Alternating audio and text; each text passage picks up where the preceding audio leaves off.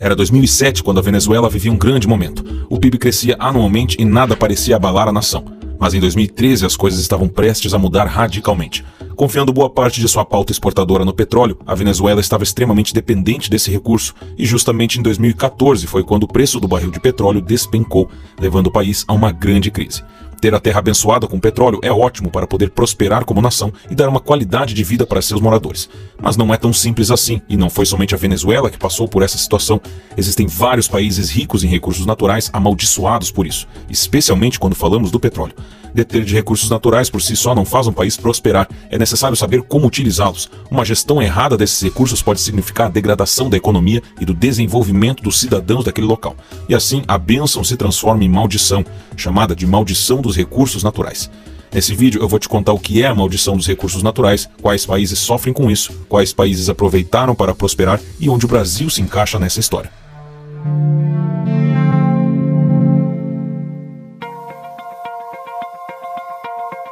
A tese da maldição dos recursos naturais diz que a abundância de recursos naturais leva a um pobre desempenho econômico, a estagnação, a altos níveis de corrupção e a governança precária, e muitas vezes a violência política. Isso parece muito contraintuitivo, mas por mais incompreensível que essa questão ainda seja, países como a Venezuela servem de exemplo. A Venezuela possui a maior reserva de petróleo do mundo, além de abundância em recursos como gás natural, carvão, madeira e ouro. Porém, apesar disso, o país enfrenta uma crise financeira gigante que já dura anos, sofrendo com escassez de remédios, alimentos, água e energia, chegando até mesmo a ficar sem gasolina. O maior país com reserva de petróleo sem combustível não é inacreditável, mas sim, isso aconteceu. Para entendermos melhor os motivos do porquê isso ocorre, vamos voltar no tempo, mais especificamente nos anos 60, lá na Holanda. Durante a década de 60, a Holanda encontrou uma grande riqueza, a descoberta da maior reserva de gás natural da Europa, e o que deveria incrementar a economia do país acabou fazendo o oposto. Após a implementação da produção do gás, o governo viu sua economia diminuir ao invés de crescer.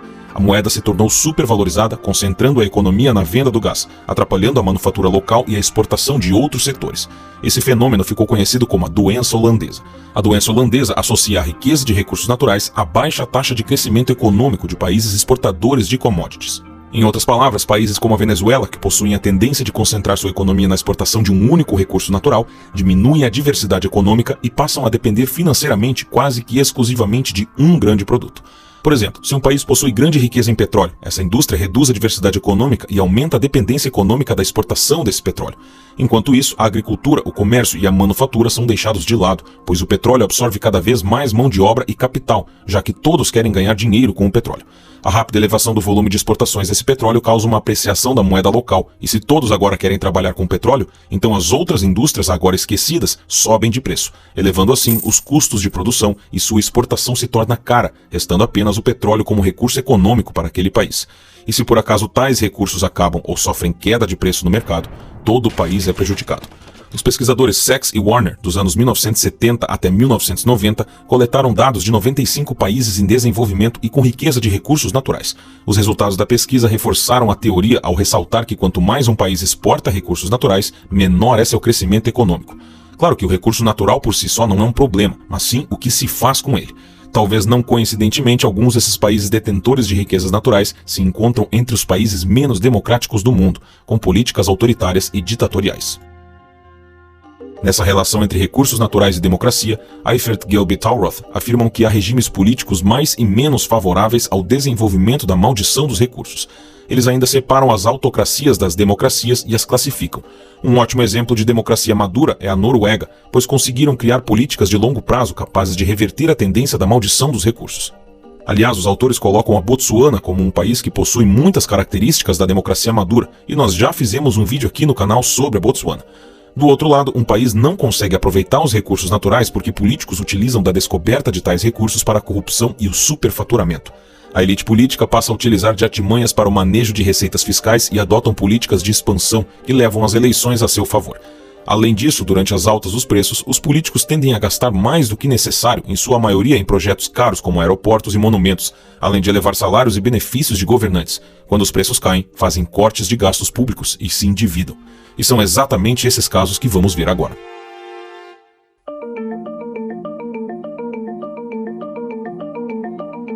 A Nigéria é o maior produtor de petróleo do continente africano, sendo a exploração do recurso responsável por 90% da base da economia do país. Além disso, a Nigéria possui reservas de exploração de ferro, carvão, gás natural, estanho e ouro, e foi considerada em 2014 como a maior economia da África, chamada de Gigante da África. Atualmente, 8 anos depois, o país se encontra como um dos países mais pobres do continente africano, com 48% da população vivendo em extrema pobreza, sofrendo por conta da falta de saneamento ambiental e básico, baixo IDH e uma das maiores taxas de mortalidade infantil do planeta. Grande parte da população vive ainda na zona rural, por não haver investimentos na industrialização e no desenvolvimento da própria população, já que o governo nigeriano investe grande parte do dinheiro público na extração de petróleo e no pagamento de dívidas. Além disso, a riqueza do petróleo está concentrada em elites da capital e nos comandantes das transnacionais petrolíferas das Sete Irmãs, como é denominado os gigantes do petróleo mundial que comandam o óleo nigeriano. Para piorar, existe um problema com refinarias ilegais no país, uma prática perigosa e lucrativa, segundo matéria da BBC. Com a falta de transparência e regularização, se tornou comum na Nigéria reportagens anunciando o sumiço de bilhões de dólares. Isso porque companhias pagam menos imposto, informando uma receita anual menor. Aqueles que sobreviviam de agricultura de subsistência veem seus peixes e plantações contaminados pela exploração e refinarias ilegais, deixando simplesmente nenhuma opção a essa população. A Venezuela possui as maiores reservas de petróleo do mundo, possuindo cerca de 18% das reservas de petróleo mundial. Até 2007, a taxa de crescimento do PIB era impressionante, mas em 2014, com a desvalorização do petróleo, o país entraria em uma crise financeira gravíssima, que logo se transformaria em crise humanitária, que levaria milhões de venezuelanos a saírem do país. Nos anos 1910, a principal base da economia venezuelana era a agricultura, com a exportação de café e cacau, onde grande parte da população vivia a partir da agricultura de subsistência. Com um plano de desenvolvimento do país nos anos 1920, o país passou a investir na extração e exportação de petróleo. Com a disposição de uma grande quantidade do produto, o setor passou a ser a principal base da economia do país, tornando a Venezuela uma grande exportadora e levando trabalhadores a saírem do campo para buscarem oportunidades na indústria petroleira. Como todo o país estava concentrado no petróleo, o governo se viu na necessidade de importar todos os outros tipos de produtos e serviços, transformando a Venezuela totalmente dependente de outros países. Atualmente, o petróleo corresponde a 96% das exportações venezuelanas, sendo a base da economia do país. Não é apenas mera coincidência que as maiores crises do país coincidem com a queda do valor do barril ao longo da história. Na Venezuela, se o petróleo vai bem, a economia vai bem, mas se o petróleo vai mal... Em 2014, o barril, que era de 111 dólares, passou a 48 dólares em questão de 6 meses, e a queda drástica nos preços do petróleo levou junto o país. A receita do país foi reduzida, e assim o poder de compra também, e consequentemente as importações. Só que a Venezuela não possui investimento em produtos nacionais que não seja o petróleo. Tudo, absolutamente tudo, vem de fora. Com a redução das importações, o país ficou sem produtos básicos, com mercados vazios, sem abastecimento de comida, papel higiênico, remédios e outros produtos, levando o país a uma das piores crises de abastecimento do mundo. Até 2010, a Arábia Saudita dependia 75% de sua economia ao petróleo. Porém, ao contrário dos outros países, a Arábia passou por um processo de diversificação da economia e passou a investir em outros setores. Em 2018, a dependência do país com o petróleo havia passado para 55%. Desta forma, o país se tornou menos vulnerável e suas exportações se tornaram mais diversificadas, desenvolvendo a economia. Isso se sucedeu porque o país pôde usar de exemplo países ricos em recursos naturais que souberam utilizar de forma inteligente seus recursos e são atualmente países bem desenvolvidos e ricos, como por exemplo os Estados Unidos, a Noruega e o Canadá. Sim, recursos naturais podem ser uma bênção para a economia de um país. Países como a Noruega, os Estados Unidos e o Canadá são bons exemplos disso. E onde está a diferença desses países nos outros citados anteriormente? A resposta é simples: gestão política. O Canadá, por exemplo, exportou em 2014 petróleo, ouro, carros, alumínio, madeira, tecidos, legumes, entre muitos outros produtos de diferentes setores industriais. O Canadá é rico em minerais, petróleo e gás natural. O país, além de fazer a exportação dos produtos, os utilizam como subsídios para o desenvolvimento industrial do país. Além disso, metade da exportação do país vem da agricultura, com a exportação de trigo e cereais. As extensões de floresta encontradas no país contribuem ainda para a exportação de papel e celulose, que são feitas de maneira totalmente sustentável. O Canadá, acima de tudo, investe em sua indústria, sendo as maiores delas a alimentícia, a eletrônica, equipamentos de transportes, entre outros.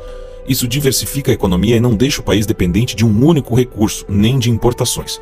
Os Estados Unidos é o maior produtor de petróleo e gás natural do mundo. Sendo uma potência mundial, o país é forte em todos os setores econômicos e, apesar da mineração e exploração de recursos naturais ter um grande destaque na renda, ela não é única e muito menos determinante. O país é um grande produtor e exportador agropecuário, industrial e de tecnologia, além de produzir em larga escala produtos manufaturados, eletrônicos, softwares e produtos de informática. No caso da Noruega, o país adotou medidas após os primeiros sinais da maldição cercarem o país.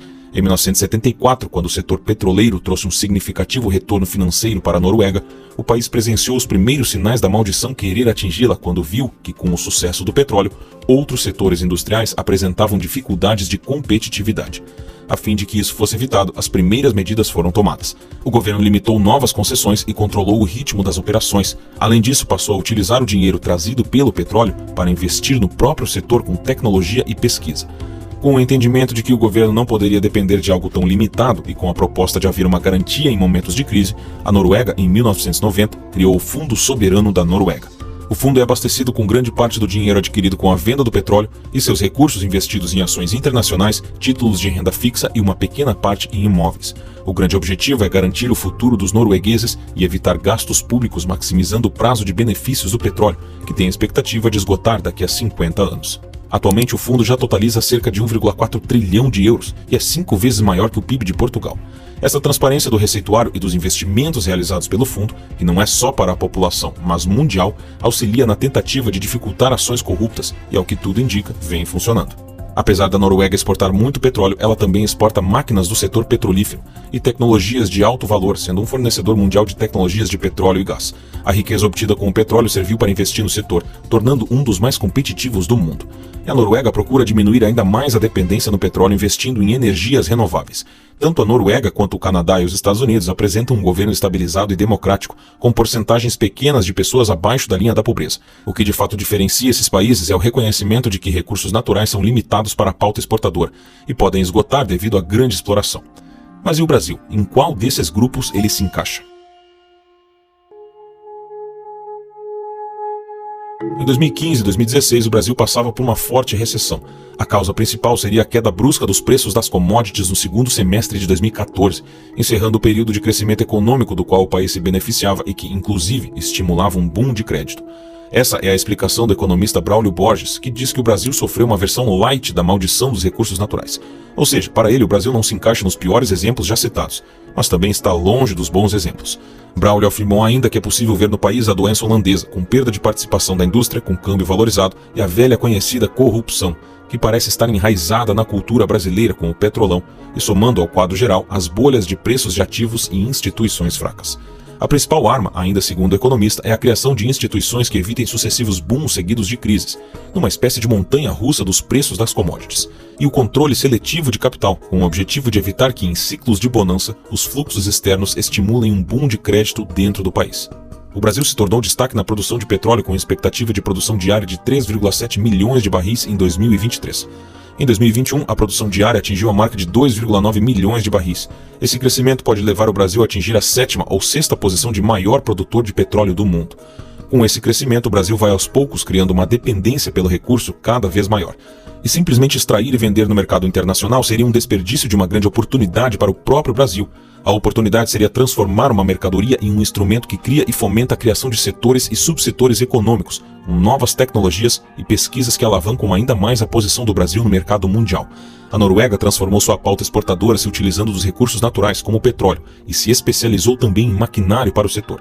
Essencialmente, ela transformou aquilo que é hoje um recurso bruto num recurso que se multiplica e se espalha pela economia, retirando ela da maldição dos recursos naturais. O Brasil poderia se espelhar na Noruega e desenvolver a indústria medium tech ou até high tech com os recursos naturais, mas se encaminha mais para uma Nigéria, num clássico ato Brasil, onde nunca se aprende a crescer e as oportunidades nunca são aproveitadas.